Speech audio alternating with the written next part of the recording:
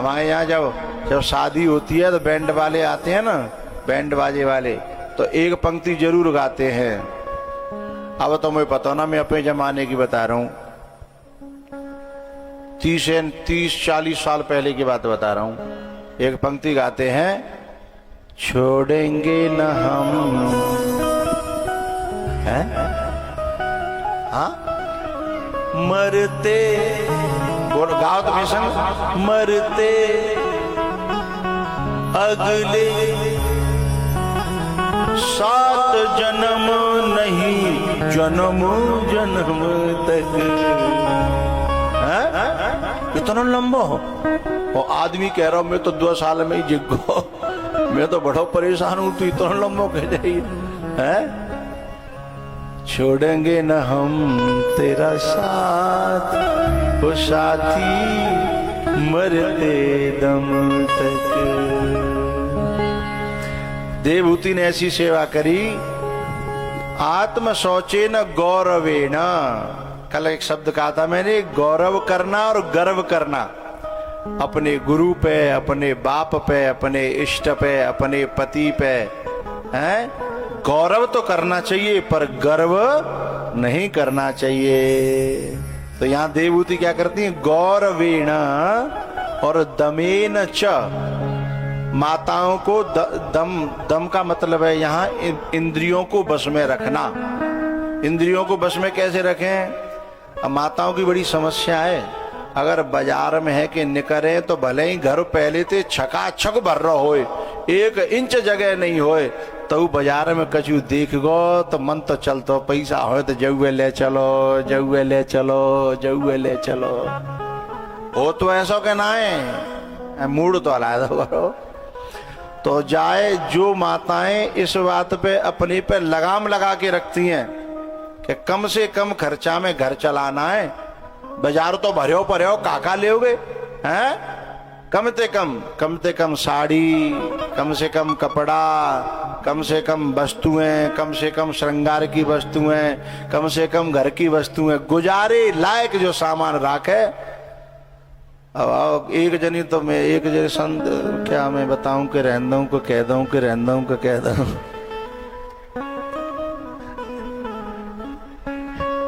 एक आदमी कह रहा अपनी पत्नी से कि जल्दी चल, फलानी जगह जाना है। अब भाई 1.5 घंटा है वो। बोले का बात है, चौना चल रही? बोले चलूं कहां ते, कपड़ा ही ना आता, कपड़ा आता ना है। सुबह ने कही कि ले मेरे जो कोट है और मेरे पैंट है अपनी अलमारी में दद है। सो बोली अलमारी में जगह ही ना है। मेरी बात समझ रहे हो? मान की अपनी वाली अलमारी में मेरे कोट है और मेरे पैंट है दद है। बोले अलमारी में जगह ना है। बोले का भर्यो है? बोले कपड़ा। तू तो जो करी कपड़ा हाथ ना है? समझ तो रही है कि ना समझ रही? ये ठीक ना है? हर जगह जावे के लिए नए कपड़ा, हर जगह जाए के नए कपड़ा, ये अच्छी नारियों का लक्षण नहीं है। अच्छी नारियों का लक्षण है जाहि वेद राखे राम, ताहि वेद रही।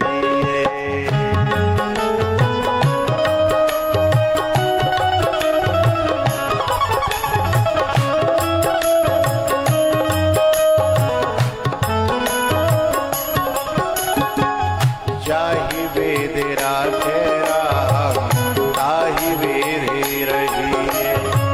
सीताराम सीताराम सीताराम कहिए, सीताराम सीताराम सीताराम कहिए।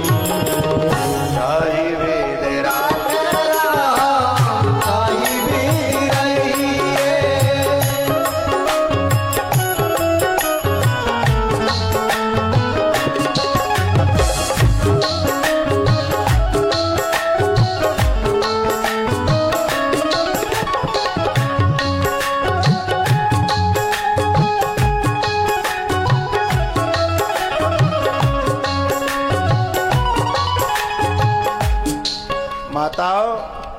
माताओं के लिए यदि सांसारिक रूप से देखा जाए तो पति ही तो परमेश्वर है।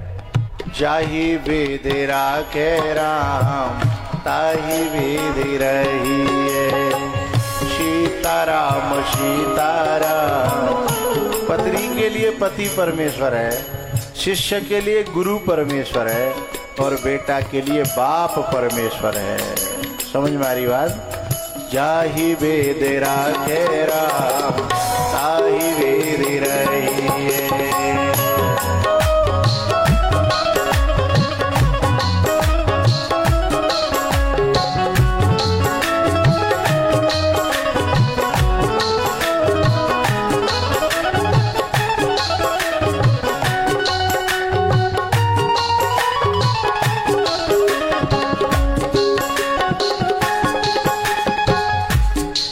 प्यारी बात याद आई है, मैं कहना चाहता हूं।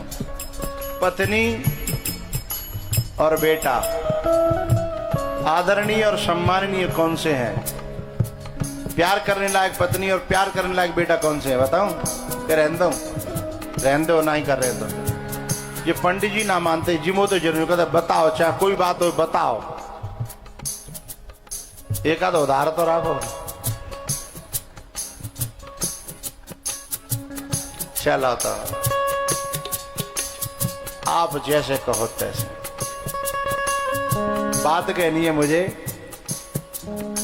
एक छोटा सा लड़का आया, छोटा सा क्यों, उम्र का था 16, 17, 18 साल का। उसने एक बाप से आके कहा कि तुम्हारा बेटा बाजार में है और इतने रुपए मंगा रहा है, जरूरत है। बाप ने कहा सुन बेटा, उसके दोस्त से बाप कह रहा है, बात तो समझ रहे हो ना? दोस्त आया है बाप के पास में कि आपका बेटा बाजार में है और उसने मुझे पैसे लेने के लिए भेजा है कि पापा से पैसे ले आओ, और वो बाजार में है और इतने रुपए मंगा रहा है। बाप क्या कहता है? बात दिल तक पहुंचे तो तालियों की गड़गड़ाहट करना, और न समझ में आए तो कोई दिक्कत नहीं है। अगर समझ में आई तो समझ लो हम वहां तक हैं, और समझ में नहीं आई तो बात सिर के ऊपर से चलेगी, समझना बात बहुत ऊंची है। बाप कहता है अपने बेटे के दोस्त से कि मेरा बेटा, मैं तुझे पैसे नहीं दूंगा। बोले क्यों? मेरा बेटा फालतू की कामनाओं को अपने बस में रखता है। मेरा बेटा फालतू की कामनाओं को अपने बस में रखता है। पहले अपने बाप का बटुआ देखता है, फिर बाजार में कदम रखता है। क्या बात है, समझ गए? बाप को और पति को इतना गौरव हो, उसे पता हो कि मेरी पत्नी मेरी मजबूरियां समझती है, मेरी पत्नी मेरे बटुआ को समझती है, जानती है, देखती है। और इतना समझ जाए पति, इतना पति की समझ आ दे पति को जो पत्नी, वो पत्नी आदरणीय है। और जो बेटा अपने बाप की मजबूरियों को समझता हो, जानता हो, और उसके अनुसार अपने कदम बाजार में रखता हो, वो बेटा भी पूजनीय है, आदरणीय है, सम्माननीय है। शायरी समझ में आ गई?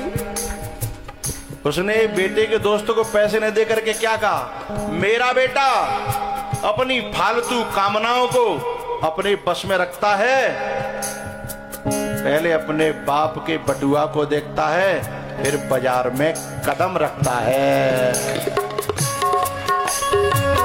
चाहि वेद राखे राम ताहि वेद रहिए, सीताराम सीताराम सीताराम रहिए।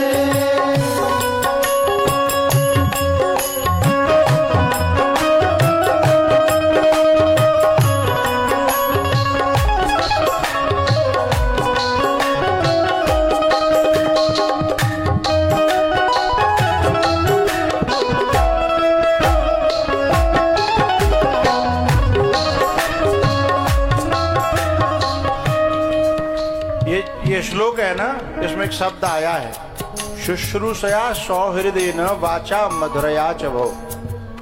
माताओं की वाणी में जीव पे दोनों चीजें हैं, अमृत भी है और जहर भी है। माताओं की वाणी जब किसी को चुभती है, द्रौपदी की वाणी दुर्योधन को चुभी, आया ना, महाभारत हो गया। माताओं की वाणी जब चुभती है तो जहरीले बाणों से भी ज्यादा खतरनाक होती है। और माताओं की वाणी जब किसी को मरहम लगाती है ना, तो अच्छों को बस में कर लेती है। तो मेरी प्रार्थना माताओं से, उस जहर वाली वाणी का प्रयोग न करिएगा, अमृत वाली वाणी का प्रयोग करिए। मधुरया वाचा, मधुरया वाचा। ऐसी वाणी बोलिए मन का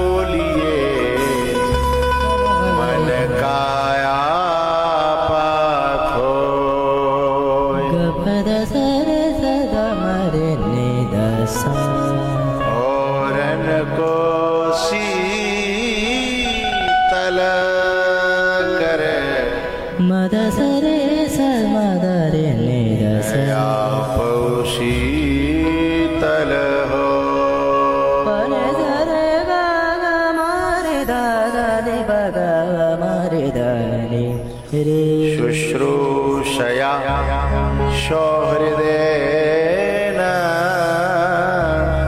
वाचा मधुरया च भो। इस प्रकार से अपने पति की सेवा करी और 9 कन्याएं वहीं।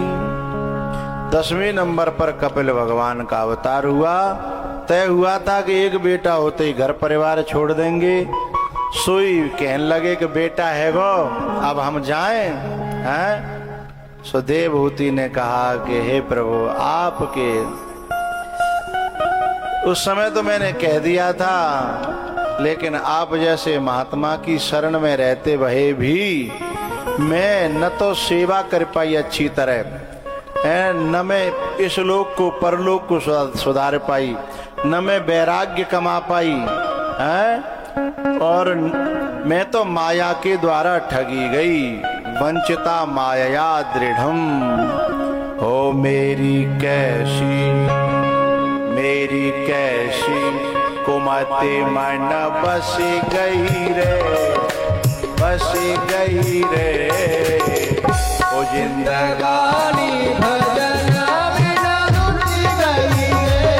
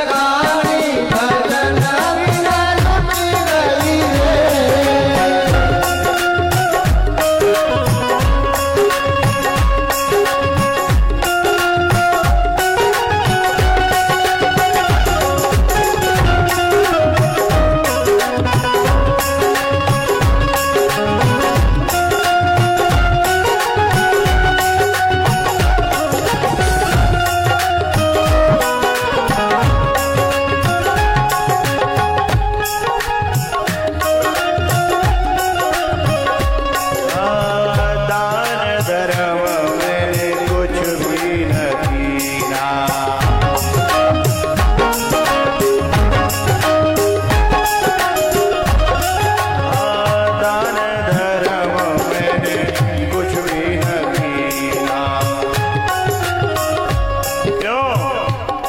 हाँ, लोभ काल ने डसी नहीं रे, डसी नहीं रे। जिंदगानी भजन बिना लुट गई रे।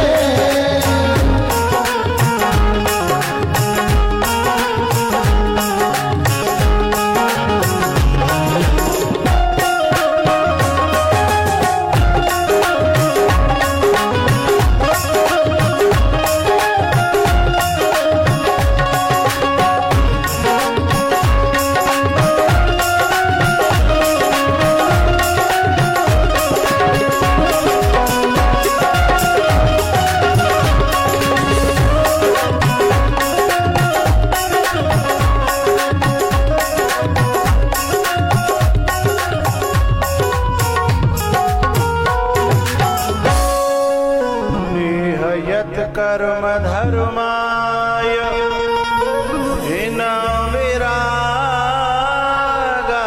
कल्पते, हिन तीर्थ पद सेवाय जीवन अपि मृतो हि सः।